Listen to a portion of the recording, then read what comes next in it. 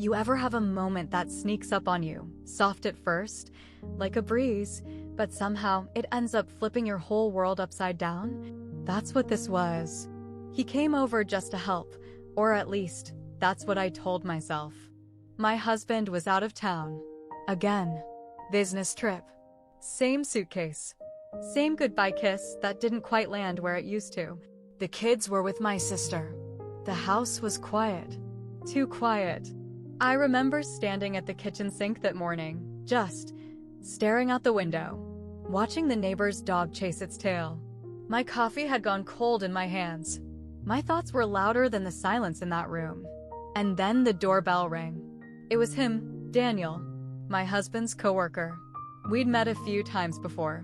He was always polite, always smiling. A little too observant, maybe.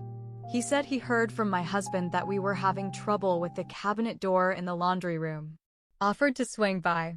Said he didn't mind. I should have said no, but I didn't.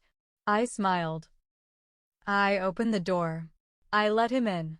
And maybe that was the moment everything changed. You know those moments that don't feel wrong until they're already behind you? Until they're living in the back of your mind like a ghost that never shuts up? I didn't think much of it then. Just a man helping a woman while her husband was away. It didn't feel like temptation. It felt like kindness. But now, months later, I still think about that moment. I still ask myself if it would have happened, if I hadn't been so alone.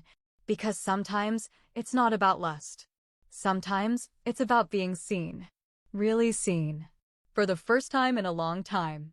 And when you've been invisible for too long, even a whisper of attention can feel like thunder. Some stories don't start with love. They start with silence, and someone who noticed it. And once that silence is broken, it's hard to pretend you don't hear the echo. Subscribe to Heartfelt Tales Unfold, where true stories dig into the quiet moments that change everything. Because sometimes, the quietest moments speak the loudest. I'm a wife. A mother. A woman who used to feel needed, until I didn't.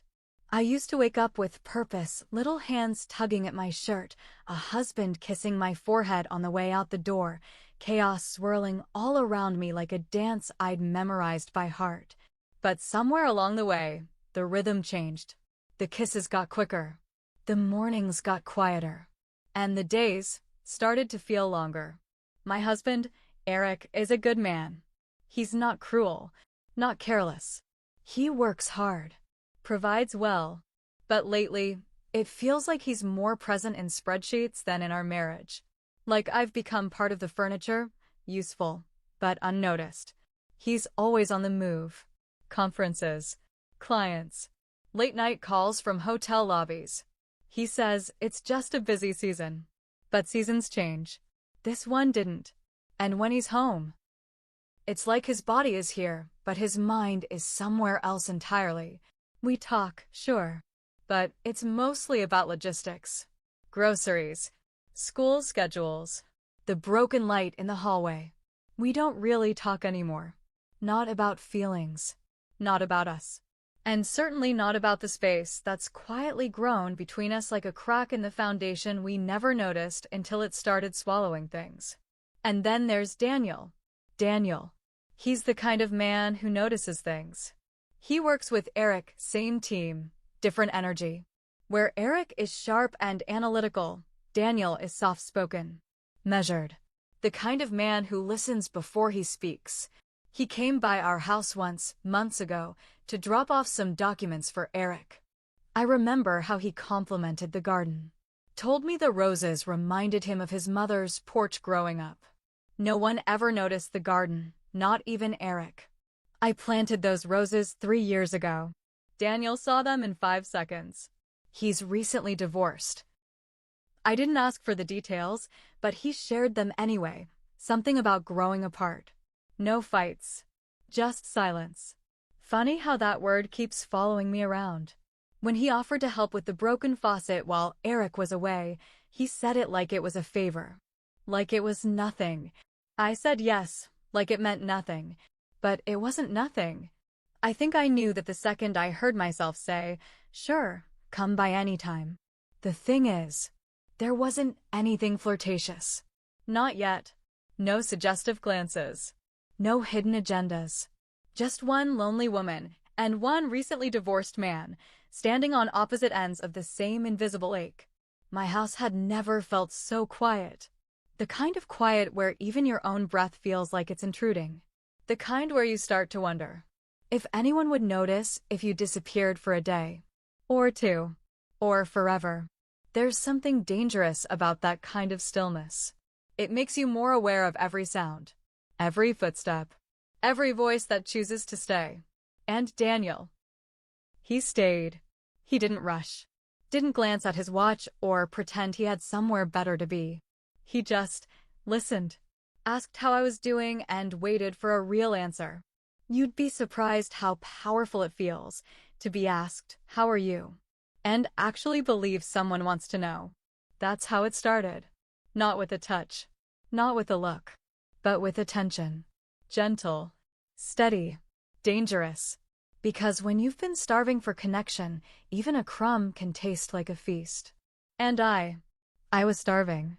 He showed up on Saturday morning, tools in hand, smile too kind. And something about the way he stepped in made the room feel smaller, warmer. It had rained the night before, and everything smelled like wet earth and morning coffee. He took his shoes off at the door. Not many men do that without being asked. I remember the way he glanced around the living room like he was taking it in. Not just looking at things, but noticing them. He said, "Still smells like lavender in here." That caught me off guard. It was subtle, but it meant he remembered. He'd only been here once before. Even I forget the lavender sometimes. We walked into the laundry room.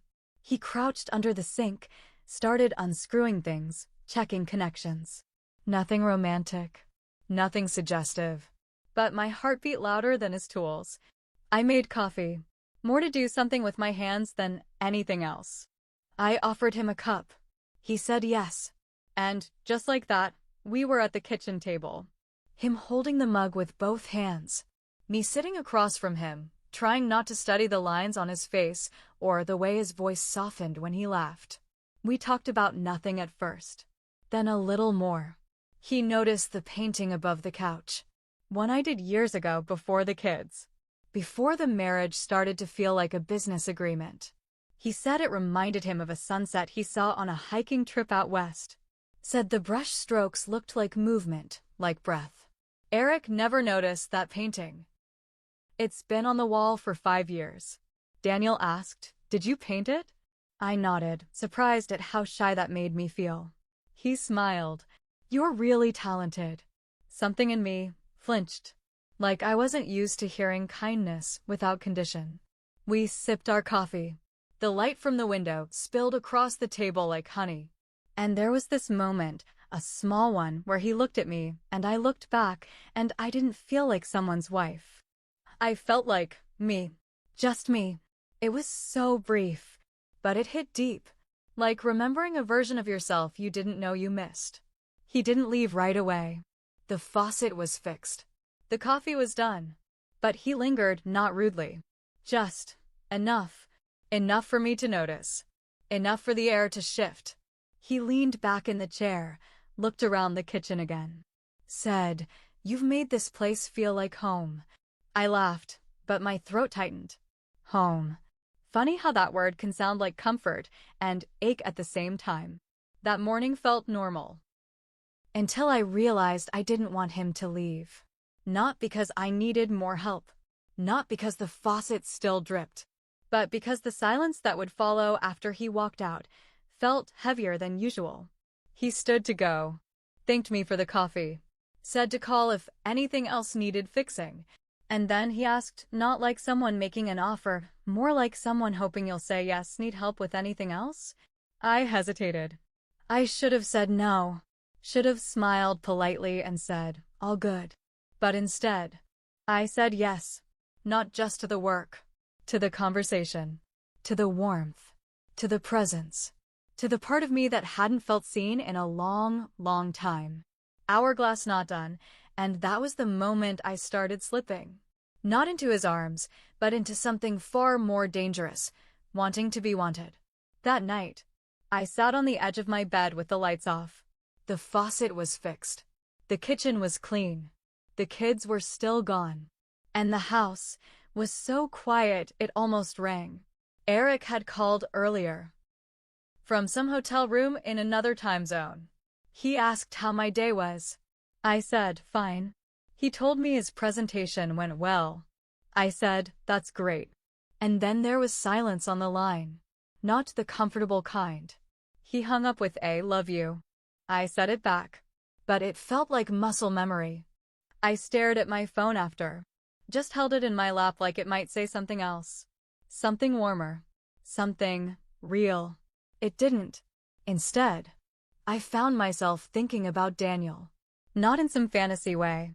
Just retracing the words he said. The way he looked at that painting. The way he looked at me. And I kept asking myself, is it wrong to want to be noticed? To be asked how you're really doing and feel like they mean it? Because lately, no one asks. And if they do, they don't wait for the truth. I used to tell myself it was enough. That Eric being a good provider meant I had no right to feel empty. That marriage meant sacrifice. And I just had to hold my end of the rope, even if my hands were bleeding. But lately, I've been wondering what the point is if you're holding the rope alone. I know what people would say. That I should count my blessings. That loneliness isn't an excuse. That attention from another man is a slippery slope. And maybe they're right. But what do you do when you're slipping and no one even notices? What do you do when the only person who sees you isn't the one who promised to? I tried to shake it off. Told myself it was harmless. He was just being kind. I was just being polite. But then I remembered his voice. It wasn't what he said, it was how he said it. Like he was really listening. Like he wasn't waiting for me to finish so he could talk. Like he was interested in more than just the surface. And I soaked it up like a sponge in a desert. I didn't ask for this. I didn't go looking for it. But maybe I didn't close the door tightly enough either. I think that's the part that hurts the most.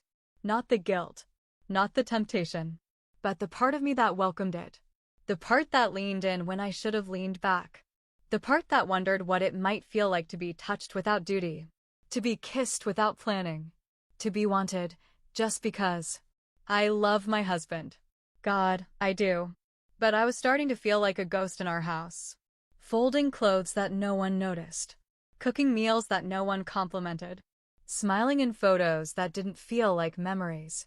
And suddenly, one man, one moment, reminded me what it felt like to be human again. That scared me more than anything.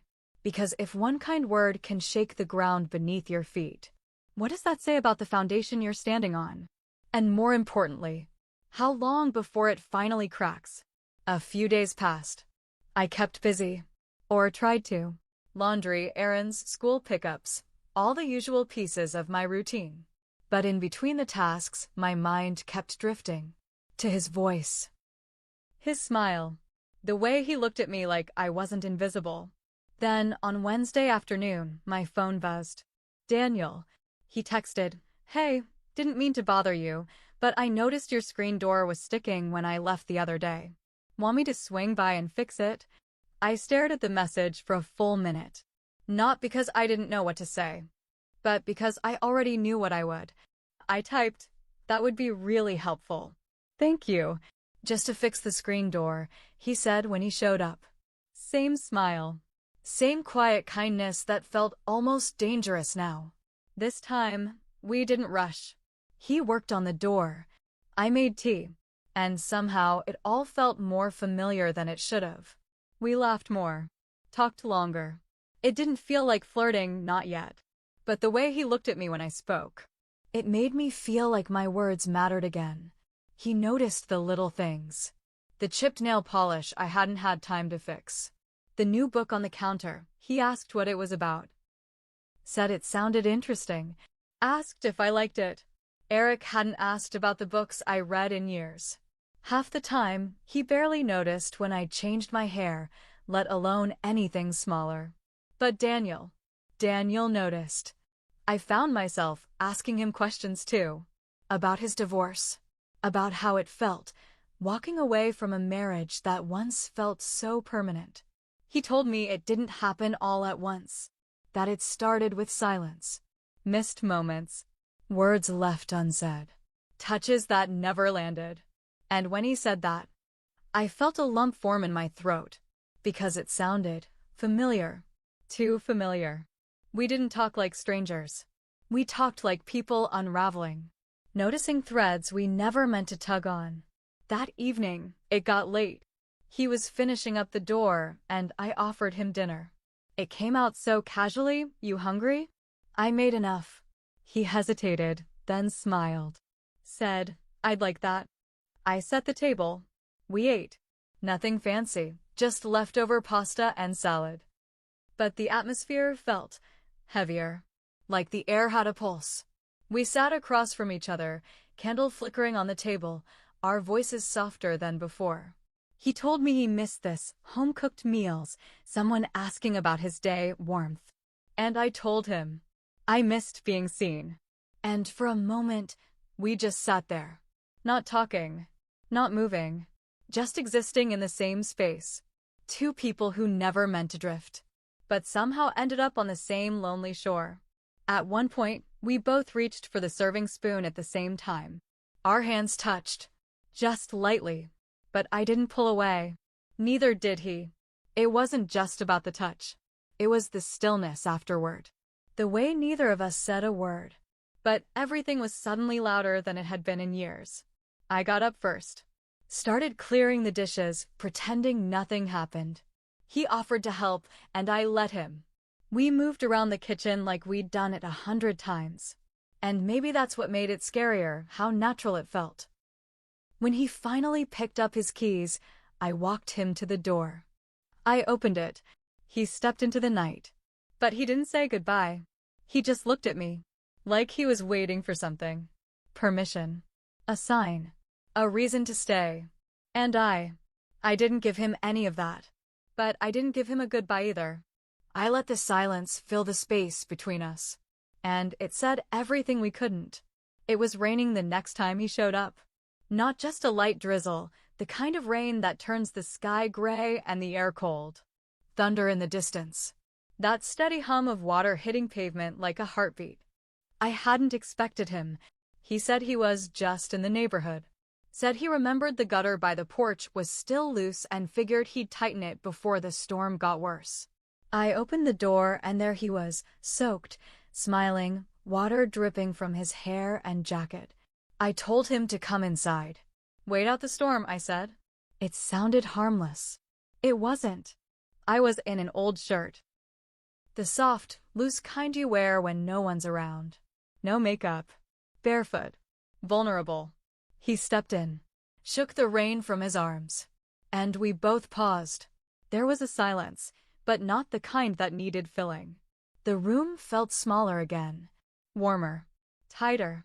I offered him a towel. He dried his hair. Our eyes met for a second too long. He said, "You okay?" I nodded. But I wasn't. I was unraveling, quietly, completely. We sat on the couch, waiting for the storm to pass. But it didn't. And neither did the weight in the air. There were no grand declarations. No seduction. Just gravity.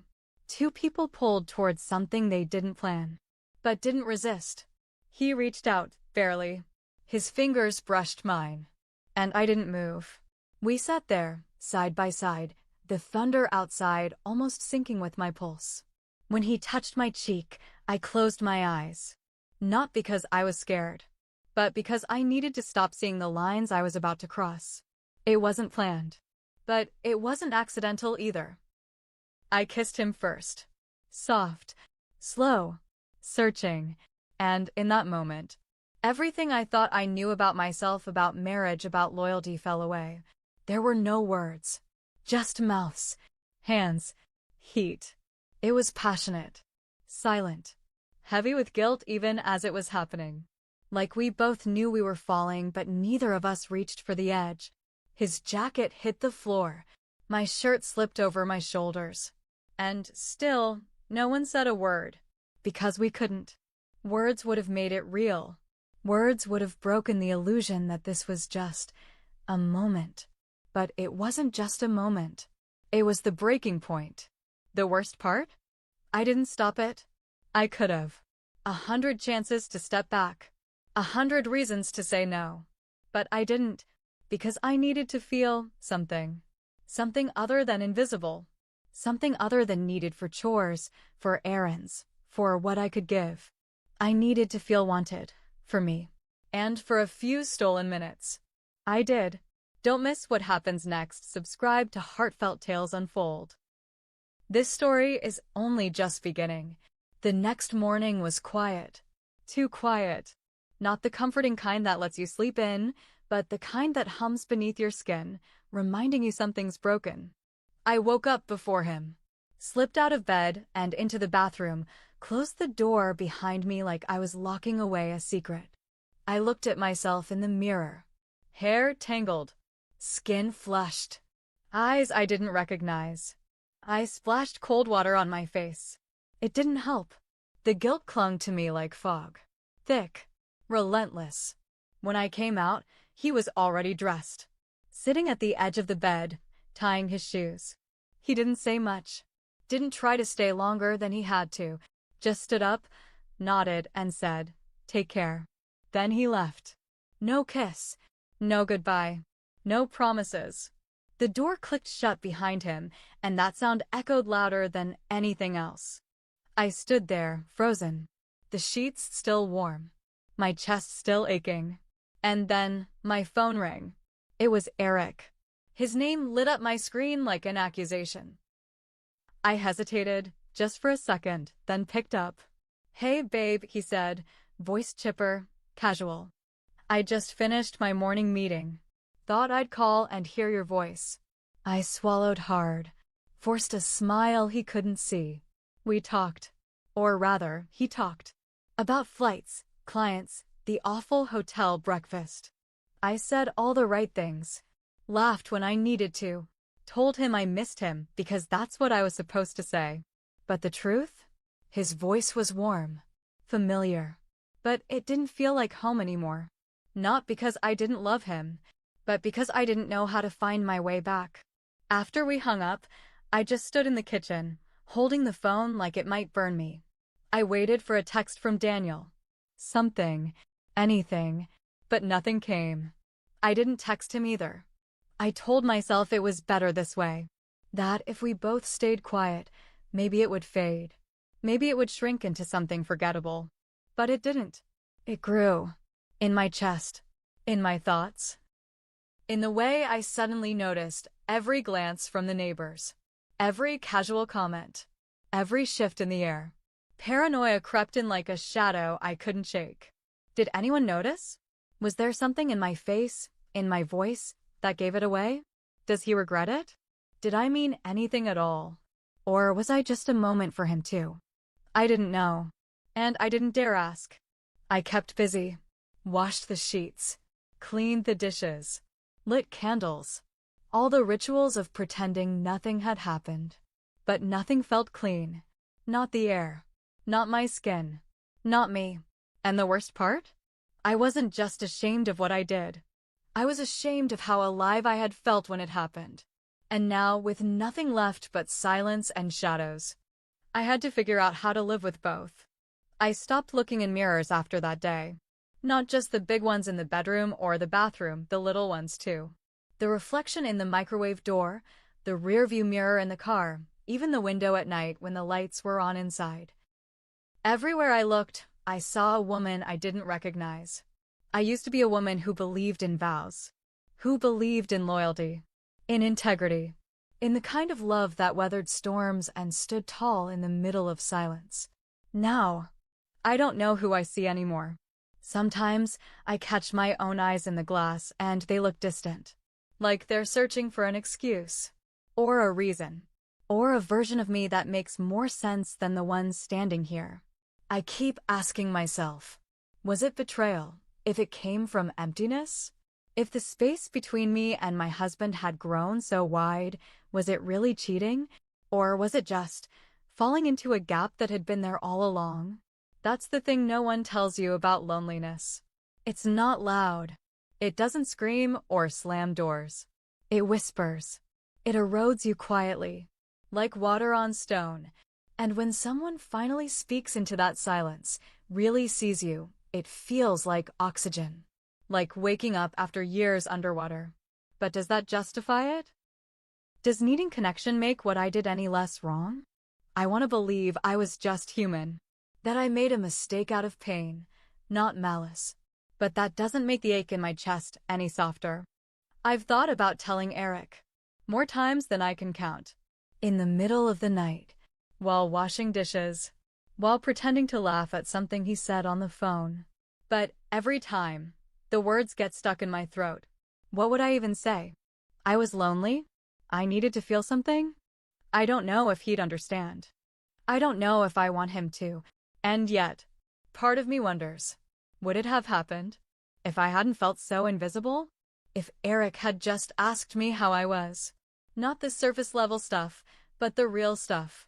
If he had looked at me and seen me, not the housekeeper, not the mother, not the planner of school runs and meal preps, but the woman behind all of it. Would I have ever opened that door? Would I have let someone else step into a space that should have belonged to him? I don't know. And that uncertainty, that's what keeps me up at night. Not just what I did, but the silence that made it possible. Have you ever made a choice? Not because you truly wanted to, but because you didn't know how to say no? Because the emptiness inside you got too loud. And someone, anyone, offering warmth even for a moment felt like the only way to quiet it? I keep replaying that night. Not to justify it, but to understand it. To ask myself where it began. And why I didn't stop it? Was I wrong for letting that moment happen? Or was I just human? Aching to feel seen again? Touched. Heard. Held not out of obligation, but out of desire? I don't expect sympathy. And I'm not proud of what happened. But if you've ever found yourself at a crossroads where the line between right and wrong blurred in the fog of loneliness, then maybe you'll understand. Speech balloon, tell me in the comments, was this betrayal? Or was it just a cry for connection? Was I selfish? Or simply broken in the silence? If stories like this stir your soul, if they make you think, feel, remember, like this video and subscribe to Heartfelt Tales Unfold. Because here, we don't just tell stories. We unravel the human heart. Some people come into our lives quietly, not to stay, but to show us what's missing. They arrive like a whisper, like a soft knock on a door you didn't know was still open. And before you know it, they've lit something in you that you thought had long since burned out. But here's the truth. Just because something feels right in a moment, doesn't mean it leaves you whole. Sometimes, it leaves you emptier than before. Hollowed out in places no one can see. I don't know if I regret what happened, or if I just regret needing it so badly. What I do know is that silence in a marriage can be louder than any argument, heavier than betrayal, colder than distance.